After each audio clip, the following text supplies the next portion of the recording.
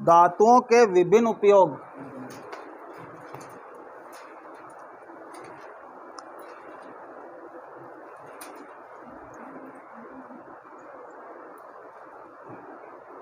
उपयोग व तथ्य, यानी कि वो उपयोग नहीं है लेकिन वो बात ध्यान में रखने की जरूरी है हमारे लिए।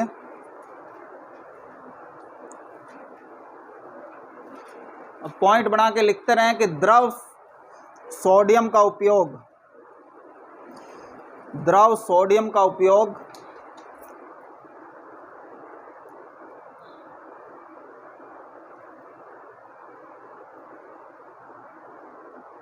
नाभिकीय संयंत्रों में, नाभिकीय संयंत्रों में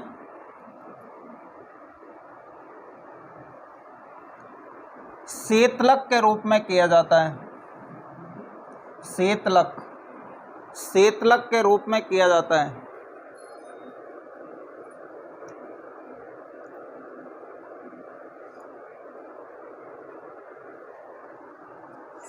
शीतलक के रूप में किया जाता है।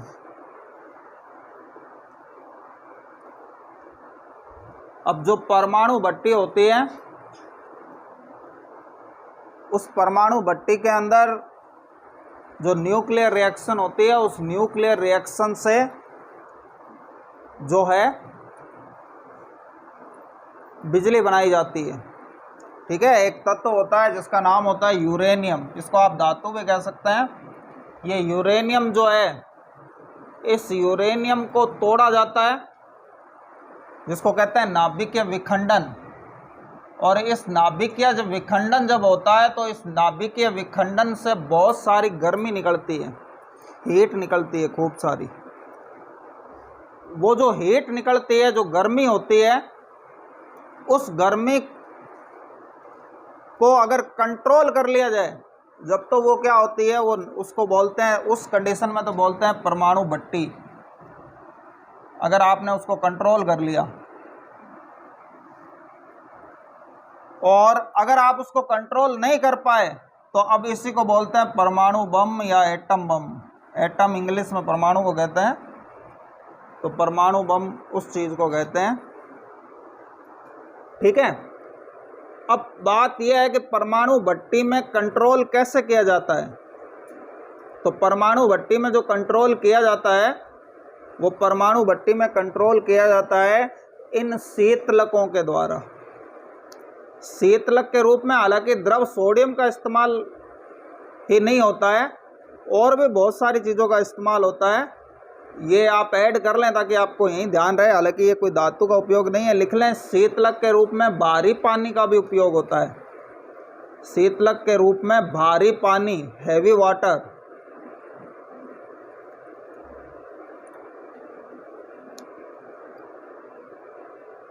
शीतलक के रूप में भारी पानी, और इस भारी पानी का आप सूत्र भी लिख लें, D2O।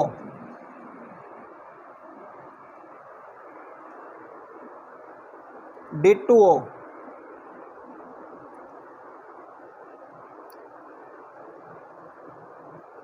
का भी प्रयोग करते हैं।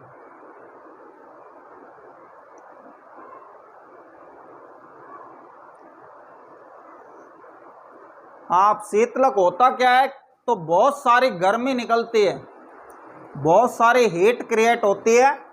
अब इस हीट को ठंडा करने के लिए इस शीतलक का उपयोग करना है। शीतलक का शाब्दिक मीनिंग है ठंडा करने वाला। अगर आपने उसको ठंडा नहीं किया तो वो फट जाएगी, और परमाणु भट्टी भी परमाणु बम बन जाएगी। तो वो जो है, वो भट्टी जो है वो फटे नहीं, इसके लिए उसको ठंडा किया जाता है। अब ठंडा करने से क्या होता है कि भारी पानी या जो द्रव सोडियम है उसकी भाप बनाई जाती है।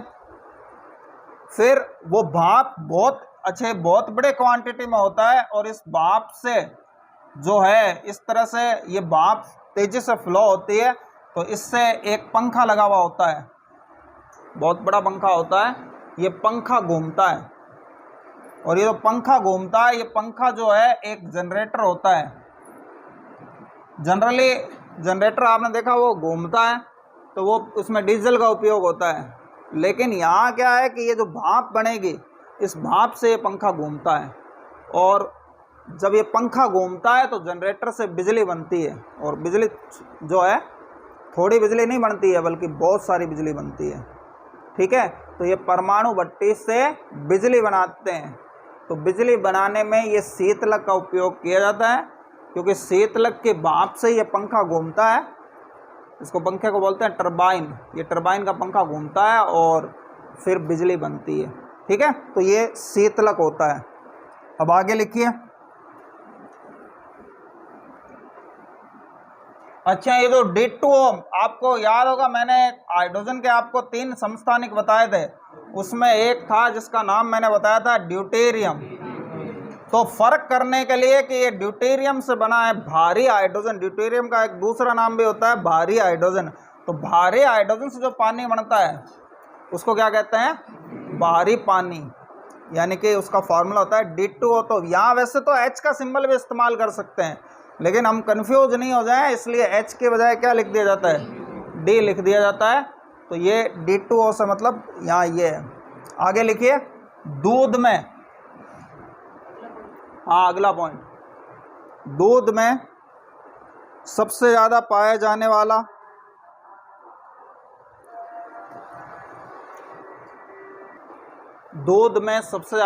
जाने वाला तत्व कैल्शियम है। चाहे धातु पूछे चाहे तत्व पूछे, पूरे 118 में से भी जो है कैल्शियम है, और धातु भी पूछे तो कैल्शियम है सबसे ज़्यादा पाया जाने वाला। ध्यान रखना तत्व की बात है। और अगर पूछ ले कि सबसे ज़्यादा पाया जाने वाला यौगिक कौन सा है दूध के अंदर, बताओ। दूध में सबसे ज़्यादा क्या चीज़ होती है? प्रोटीन होता है, हैं? वसा होती है।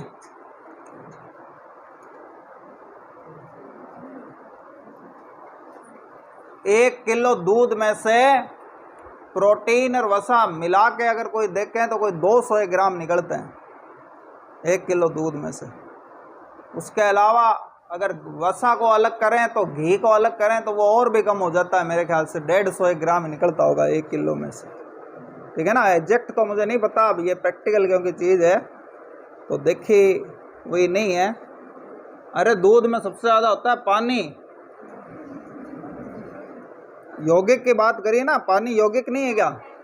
तो दूध में सबसे ज़्यादा होता है पानी। तो पानी का मतलब यहाँ यौगिक हो गया, इसमें 2 तत्व जुड़े हुए हैं। तत्व का मतलब एक अकेला जो सिंगल की बात की जा रही है वो। आगे लिखिए। शुद्ध सोना 24 कैरेट होता है।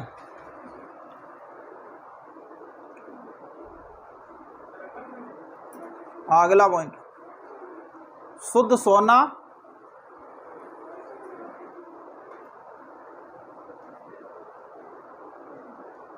शुद्ध सोना 24 कैरेट होता है। फिर आगे लिखे 22 कैरेट सोने में, हाँ 22 कैरेट सोने में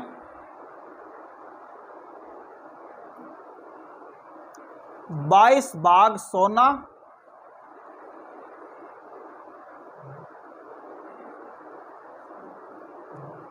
व 2 भाग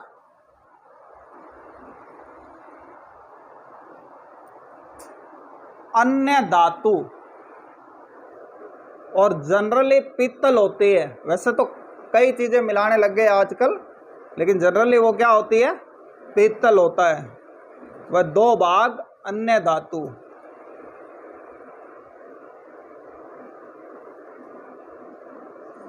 समझ में आई ना ये बात? इसका क्या मतलब है? देखिए जो शुद्ध सोना होता है, शुद्ध सोना पहले भी मैंने बताया था कि मुलायम होता है और भंगुर होता है, इतना मजबूत नहीं होता है। अगर गिरता है तो उसके टुकड़े हो जाएंगे 2। ठीक है ना? तो जिस तरह से कोई भी चीज़ है वो गिरने से टूट जाती है या उस पर चोट मारने पे टूट जाती है, तो सोना भी इसी कैटेगरी की धातु है, मजबूत नहीं है।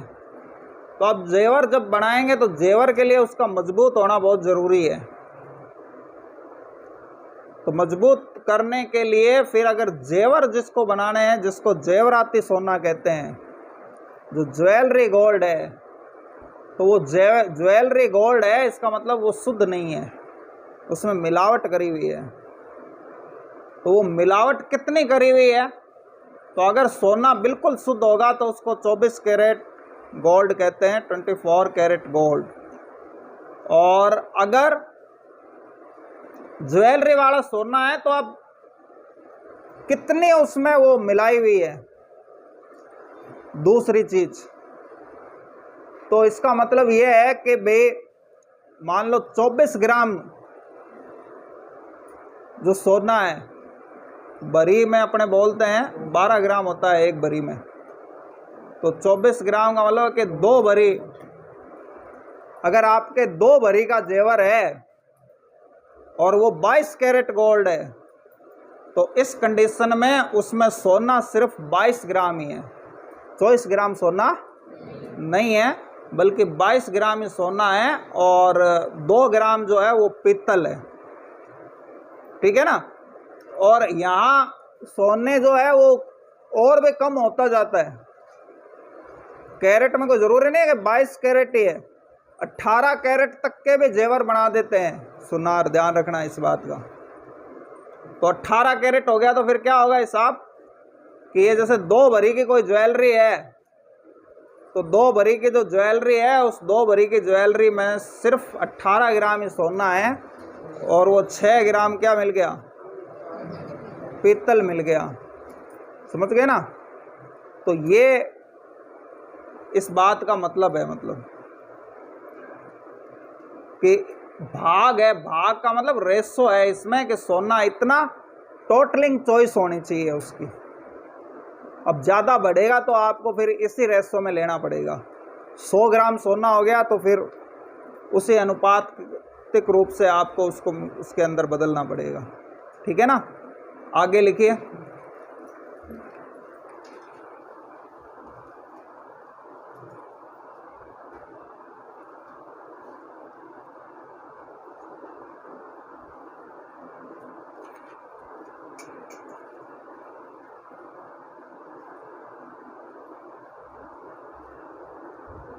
मानव द्वारा उपयोग में ले गए पहले धातु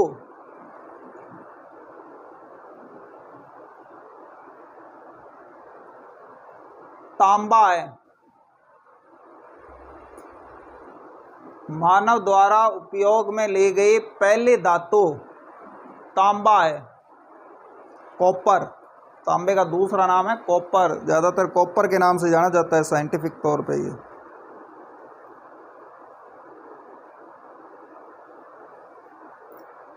फिर आगे लिखिए, मनुष्य द्वारा बनाया गया पहला तत्व। मनुष्य द्वारा बनाया गया पहला तत्व,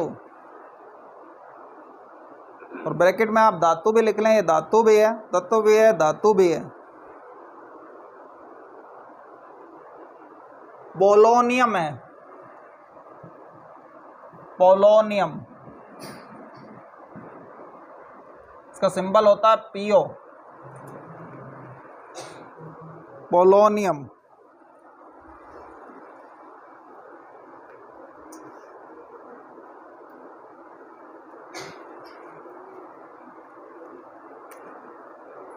फिर आगे लिखिए टाइटेनियम, TI। टाइटेनियम जिसका सिंबल होता है TI को रणनीतिक धातु कहते हैं, रणनीतिक धातु कहते हैं।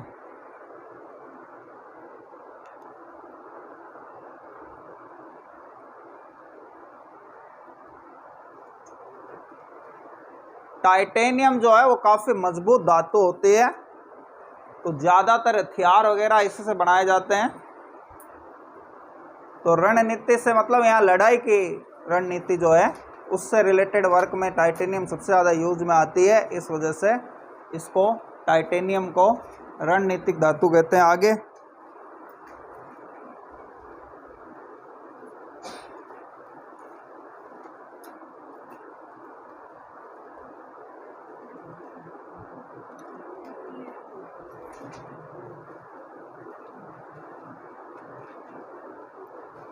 फिर आगे लिखिए सजीवों में, एडिंग लगाइए, सजीवों में, सजीवों में धातुओं का महत्व, सजीवों में धातुओं का महत्व।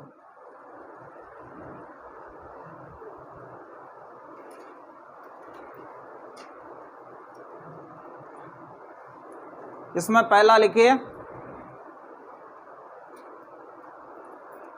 हरे पेड़ पौधों में पाया जाने वाला क्लोरोफिल,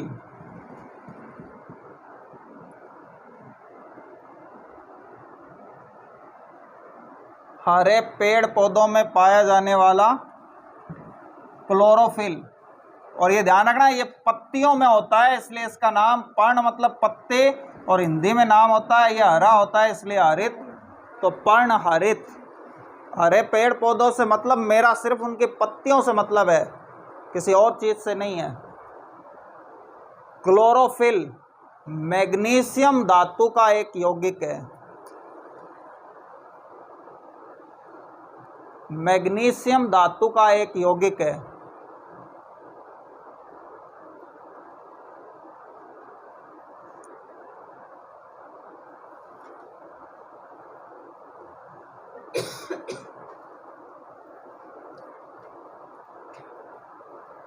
ध्यान रखना ये जो क्लोरोफिल है, जो पर्णहरित है, जो पेड़ पौधे हैं इस संसार के एकमात्र ऐसे सजीव हैं, ठीक है ना। सजीव दो चीजें हैं, एक तो जीव जंतु है, एक पेड़ पौधे हैं। तो पेड़ पौधे अपना भोजन खुद बनाते हैं, वो किसी पे डिपेंड नहीं है। और जो खुद बनाने वालों में भी सिर्फ हरे पादप हैं जिनके पत्तियों का रंग हरा होता है, वो वाले, उनकी बात की जा रही है यहाँ पे। वो क्यों बनाते हैं? उसमें क्लोरोफिल होता है। ये क्लोरोफिल जो जिसमें भी होता है वो सूर्य के प्रकाश की उपस्थिति में अपना भोजन क्या करते हैं? खुद बनाते हैं। ये बहुत ही जरूरी प्राकृतिक घटना है। अगर ये नहीं होते, आपको पता है कि इसी प्रक्रिया को, जिसको प्रकाश संश्लेषण यानी फोटोसिंथेसिस कहते हैं, ठीक है ना, ये फोटोसिंथेसिस बहुत ज़रूरी चीज़ है प्रकृति के लिए। इसमें ऑक्सीजन रिलीज करते हैं, ऑक्सीजन बनती है। इसमें पेड़ पौधे क्या छोड़ते हैं? ऑक्सीजन गैस छोड़ते हैं इस प्रकाश संश्लेषण की प्रक्रिया में। तो ये प्रकाश संश्लेषण होता है किसकी वजह से? क्लोरोफिल की वजह से होता है। अगर क्लोरोफिल नहीं हो तो ये प्रोसेस नहीं हो। और पेड़ पौधे फिर अपना भोजन बनाते भी हैं और इसको इकट्ठा भी करते हैं, ठीक है। और उसको इकट्ठा अपने शरीर के जिस भाग में भी करते हैं, वही भाग हम पेड़ पौधे का क्या कर लेते हैं? खाने के काम में ले लेते हैं। आपने देखा होगा किसी पेड़ पौधे की हम पत्तियां खाते हैं, किसी की जड़ खाते हैं, किसी का तना खाते हैं, किसी का फूल खाते हैं, किसी के फल तो खाते ही हैं। जो फल होते हैं पेड़ के भी बहुत सारे हिस्से होते हैं। तो ये अलग अलग जो चीज़ें खाते हैं उसका रीज़न यही है कि वो वहीं पे अपना खाना कलेक्ट करता है। यानी जो हमारे काम की चीज़ है वो उसको वहीं पे रखता है, उसी अंग में रखता है, ठीक है। तो वो काम की चीज़ कैसे बनी? वो इससे बनी है, ध्यान रखना। ये क्लोरोफिल उसके लिए उत्तरदायी है। और क्लोरोफिल क्या है? धातु से बना हुआ एक यौगिक है, ठीक है। फिर आगे लिखिए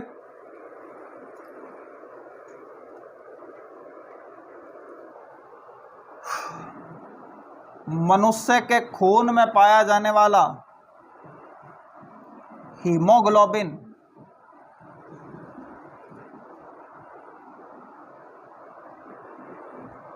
मनुष्य के खून में पाया जाने वाला हीमोग्लोबिन,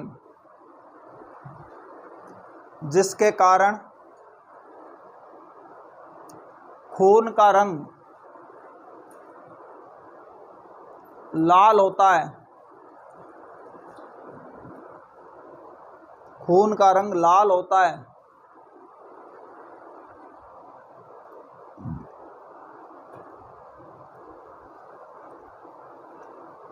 आयरन का एक यौगिक है।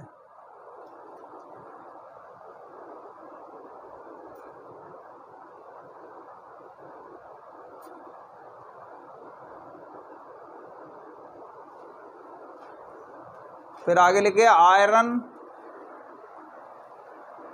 हमारे शरीर में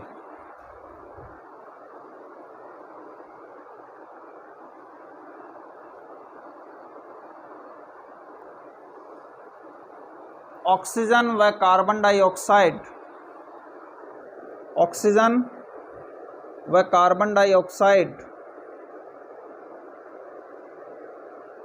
व अन्य गैसों के परिवहन का कार्य करता है।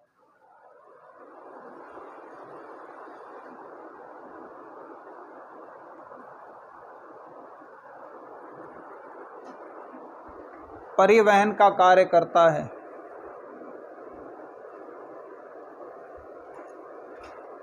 ध्यान रखना, ये हीमोग्लोबिन ही ऐसी चीज है, हमने ये पढ़ा था ना कि भोजन जो श्वसन होता है वो क्या चीज होती है, कि भाई ऑक्सीजन खाना जो है उसका ऑक्सीकरण कर देती है। तो ये क्रिया कहाँ होती है? कोशिका के अंदर होती है। कोशिका का एक पार्ट होता है माइटोकॉन्ड्रिया, वहाँ पे ये भोजन का ऑक्सीकरण होता है। तो हर शरीर पूरा हमारे कोशिकाओं से बना हुआ है। तो ऑक्सीजन तो कहाँ जाती है? सिर्फ फेफड़ों में, ठीक है ना, उससे आगे एंट्री नहीं है ऑक्सीजन की। लेकिन फेफड़ों से ऑक्सीजन को बांध के और शरीर के सभी हिस्सों में जो ले जाता है वो कौन ले जाता है? खून ले जाता है, रक्त ले जाता है। और रक्त क्यों ले जाता है? क्योंकि रक्त में ये हीमोग्लोबिन होता है। ये हीमोग्लोबिन इस ऑक्सीजन को बांध के ले जाता है और कोशिका में ले जाके छोड़ देता है। और वहाँ कोशिका में हमने पढ़ा था कि श्वसन के दौरान कार्बन डाइऑक्साइड बनती है। उस कार्बन डाइऑक्साइड को कोशिका से पकड़ के और वापस फेफड़ों में ले आता है, जहाँ से हम उसको शरीर से बाहर निकाल देते हैं। तो ये आपको पता है सांस लेना कितना ज़रूरी है, कोई आपको बताने की ज़रूरत नहीं है। तो ये जो सांस लेने का काम है इस हीमोग्लोबिन की वजह से ही होता है। अगर ये कहा जाता है कि इसमें खून की कमी है तो इट मीन्स हीमोग्लोबिन की कमी है। और इसीलिए आयरन की गोलियां दी जाती है, क्योंकि आयरन की गोलियां दी जाती है तो ये आयरन का ही एक यौगिक है, बाकी मटेरियल हमारे शरीर के अंदर होता है तो ऑलरेडी, ठीक है ना। इस वजह से जो है आयरन की गोलियां, सरकार, ये खून की कमी की बड़ी समस्या है, इस वजह से सरकार जो है स्कूलों में भी ये होता है कि हफ्ते में एक बार या महीने में आयरन की गोलियां जो है खिलाई जाती है बच्चों को। तो उसका रीज़न ये है कि ये खून की कमी होगी तो ये सिस्टम सही ढंग से काम करते रहेंगे शरीर के। खून की कमी नहीं होगी तो मतलब। आगे लिखिए।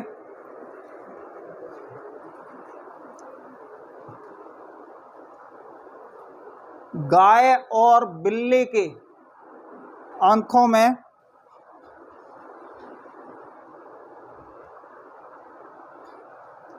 गाय और बिल्ली की आंखों में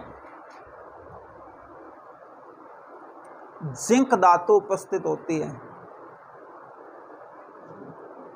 जिंक धातु उपस्थित होती है।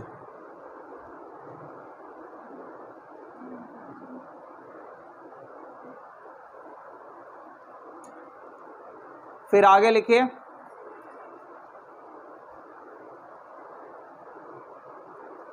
क्लोरोप्लास्ट, क्लोरोप्लास्ट में मैग्नीज, आयरन, क्लोरोप्लास्ट में मैग्नीज, आयरन व कॉपर, मैग्नीज, आयरन व कॉपर धातु उपस्थित होती है।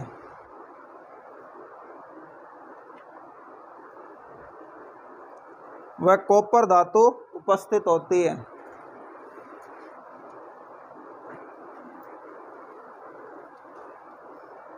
लेकिन हमारी हड्डियों में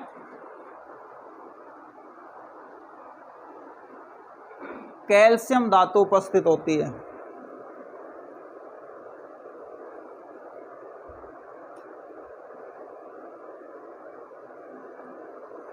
कैल्शियम धातु उपस्थित होती है।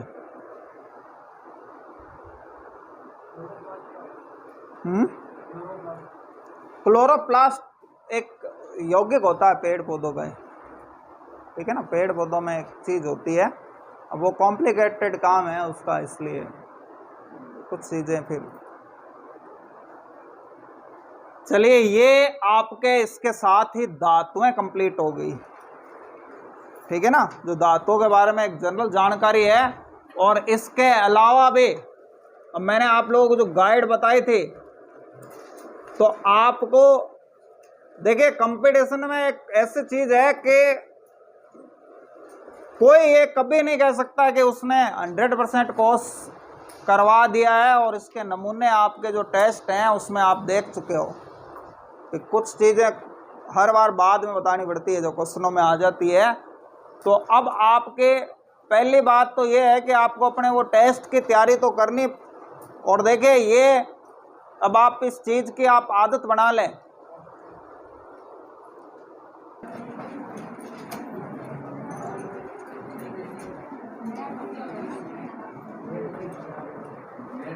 ए धातु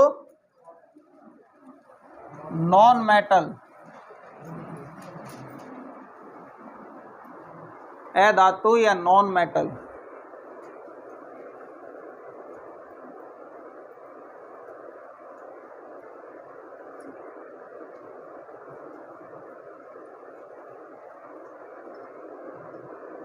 अब देखिए जो धातुएं होती है वो इलेक्ट्रॉन त्यागने की प्रवृत्ति रखती हैं, जो इलेक्ट्रॉन खोने की प्रवृत्ति रखते हैं, इलेक्ट्रॉन के लॉस होने की प्रवृत्ति रखती है वो धातु। और जो इलेक्ट्रॉन ग्रहण करने की प्रवृत्ति रखता है वो क्या होता है? तो लिखिए ऐसे तत्व जो इलेक्ट्रॉन ग्रहण करने की प्रवृत्ति रखते हैं, ऐसे तत्व जो इलेक्ट्रॉन ग्रहण करने की प्रवृत्ति रखते हैं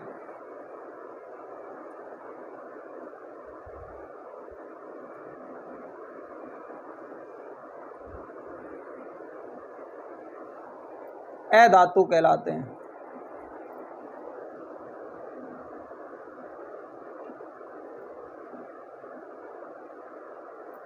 अधातु कहलाते हैं।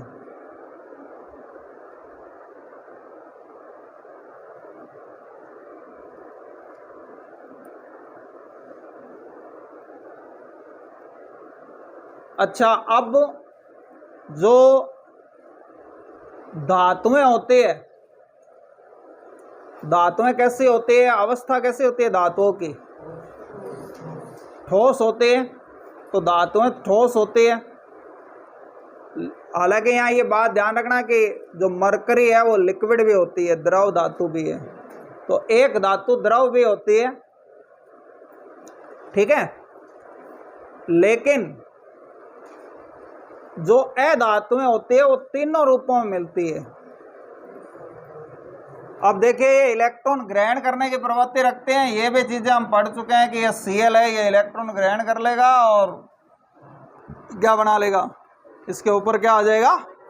ये चीजें हम पढ़ चुके हैं, ये बताने की आपको यहाँ नहीं है, फिर भी लिख लो, आपको समझ में आ जाएगा कि ये ग्रहण करने का नेचर रखेगा, त्यागेगा नहीं।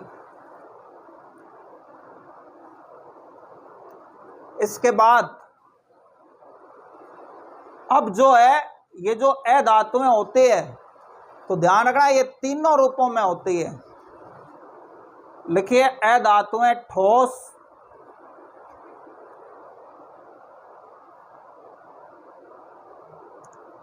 ठोस के बहुत सारे एग्जाम्पल हैं, इसलिए हम ठोस के एग्जाम्पल नहीं लिखेंगे। फिर लिखिए द्रव। अब जो द्रव के रूप में जो धातु पाई जाती है वो धातु पाई जाती है, वो कौन सी है? ब्रोमीन। आप इसका नाम लिख लें, ब्रोमीन। ये ब्रोमीन द्रव के रूप में पाई जाती है। तथा गैस, अच्छा गैसें भी काफ़ी हैं, आप जो है पढ़ चुके हैं। ये द्रव वाला एक रेयर एग्जाम्पल है। अभी हम इसका एग्जाम्पल जब मैं लिखाऊंगा तो आपको समझ में आ जाएगा कौन सी ठोस होती है। अब देखिए धातुएं तो मैंने बताया था 80 से ज़्यादा है, और हमने कोई 10-15 के बात की जो मेन है, क्योंकि 80 से ज़्यादा याद करना आप लोगों के लिए मुश्किल होगा और वो ज़रूरी भी नहीं है, इतना ज़्यादा पूछा भी नहीं जाता है। लेकिन ए धातुएं कम से कम आप याद रख लें, क्योंकि मैंने क्वेश्चन अभी पेपर जब बनाया था तो ये देखे थे, उसमें ये भी पूछा गया है कौन धातु है, कौन है धातु है, ये भी क्वेश्चन पूछे गए हैं। तो अब धातुएं तो 80 से ज़्यादा याद करोगे, उसके बजाय ए धातुएं जो 15-20 ही हैं उसको आप अगर याद कर लेंगे तो उसको याद कर लेंगे तो आपको इजी रहेगा। तो ये जितने भी हम ए धातुओं की बात करें तो सबसे पहले ये जो कार्बन है 5 नंबर वाला बोरोन, ये आपको मैंने 20 तक याद करवाए थे, उसमें बोरोन, कार्बन, फिर इसके बाद कौन है नाइट्रोजन, फिर ऑक्सीजन, ठीक है, और ऑक्सीजन के बाद फ्लोरीन के बाद नियोन, ये कंटिन्यूज है। समझ में आ गया ना। 5 नंबर से शुरू करते हुए 10 तक कंटिन्यूज ए धातु है। अब इससे पहले वाले की बात करें तो इससे पहले एक ए धातु है जिस हीलियम, और सॉरी एक और है 1 नंबर वाली हाइड्रोजन, ठीक है, हाइड्रोजन हीलियम। बाकी 5 से सीधा 10 तक के। इसके अलावा अब देखिए ये जो नाइट्रोजन है इसके ठीक नीचे फास्फोरस, ये भी आपको याद होगा 15 नंबर पे। ऑक्सीजन के ठीक नीचे सल्फर, क्लोरीन, ठीक है, और क्लोरीन के बाद में आर्गन। तो ये इतने धातुएं तो आपके 20 नंबर, 20 जो मैंने याद करवाए हैं उसी में से कितनी होगी 1 2 3 4 5 6 7 8 9 10 11। तो ये तो आपको याद है, ध्यान रखना है इस बात को। और ये धातुएं जो इनमें से थे वो भी हमारे बार बार काम में आ गई है, तो आपको धातुएं भी अब याद हो गई होगी। ये 20 तक याद करवाया था ना, तो इसका वो पहले याद करे होगा, कुछ बेनिफिट तो होगा यहाँ पे। अब इसके अलावा इस नाइट्रोजन के ग्रुप में तो ये चलो 2 ही है, इस ऑक्सीजन वाले में एक ये सिलीनियम है और ये हेलोजन में Br बता चुका हूं मैं अभी, और इसके साथ में I भी है। इसके अलावा ये वाली जो गैसें हैं इनमें बस ये इतनी है धातुएं हैं, ठीक है। ज्यादातर क्वेश्चनों में इनके सिंबल ही दिए हुए हैं, फिर भी चलो अगर कोई लिखना चाहे तो यहां तक तो हमने नाम लिख लिए हैं, ब्रोमीन का भी लिख लिया, ये Sc होता है सिलीनियम, सिलीनियम। पहले चलो उतार लो, फिर आप नाम के लिए एक एक लाइन छोड़ के लिखना है इनको। हाँ ये आपके याद करने, आप चाहो तो इकट्ठे लिख लो, जैसे अगर याद करने की सुविधा है आपके वैसे।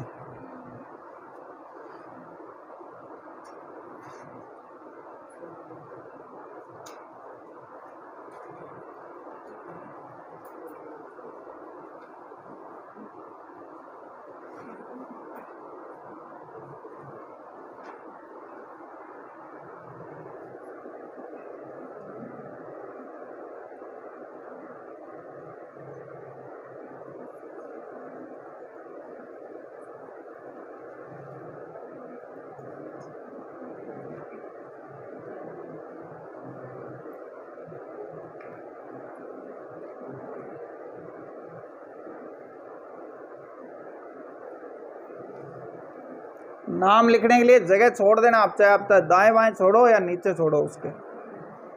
ये सिलीनियम, Sc का नाम है selenium.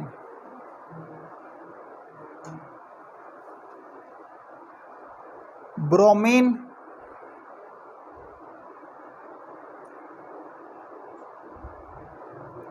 Krypton, krypton, I for iodine,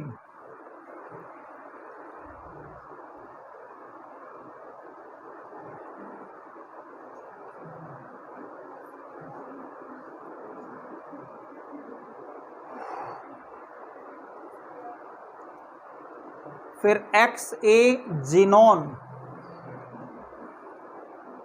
xenon, और RN रेडोन।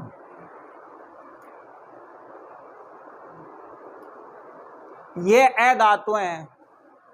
अब इनमें से एक ब्रोमीन द्रव है, ठीक है।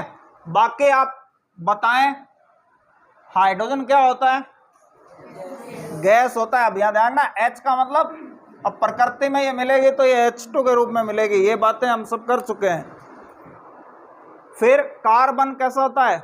कोयला, ठोस, नाइट्रोजन, ऑक्सीजन, फ्लोरीन, गैस, ठीक है ना। ये सब के सब गैस, इस रेडॉन को छोड़ के ये सारी गैसें हैं। ये रेडॉन ठोस है। इनका नाम ही निष्क्रिय गैस है, ध्यान रखना। फिर इसके बाद में फास्फोरस ठोस होता है, सल्फर भी ठोस होता है, क्लोरीन भी गैस है, सिलीनियम भी ठोस होता है और आयोडीन भी ठोस होता है। तो आप एक काम करो, जो गैसें हैं ना उन पे गोले बना लो और यहाँ लिख लो कि भाई ये जिस पे भी गोला बना हुआ है वो सब गैसें हैं।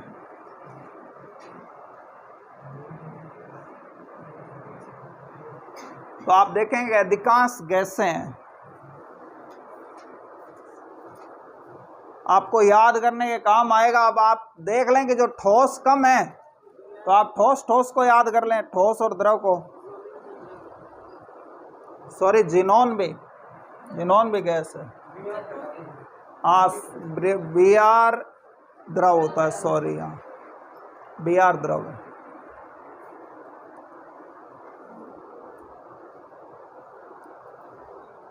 तो द्रव की बात करें तो एक Br है, और ठोस की बात करें तो ये कितने बच गए?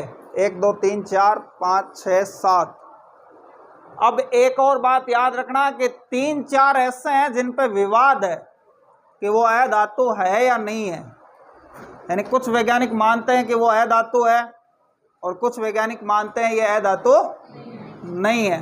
तो एक बार मैं विवाद वाली चीज़ आपको नहीं बता रहा हूँ, क्योंकि उस पर फिर ऐसे क्वेश्चन आते हैं तो वो कंट्रोवर्सी होती है, क्योंकि यहाँ 2 पक्ष है ना, तो फिर 2 आंसर हैं, उसके फिर सही माने जाएं। कुछ अधातु मानेंगे, कुछ नहीं मानेंगे। तो फिलहाल अपने को पहले जनरल चीज़ें तो याद हो, फिर हम विवादों में पढ़ें। ठीक है, ठीक है, ठीक है। आप इनको ये याद कर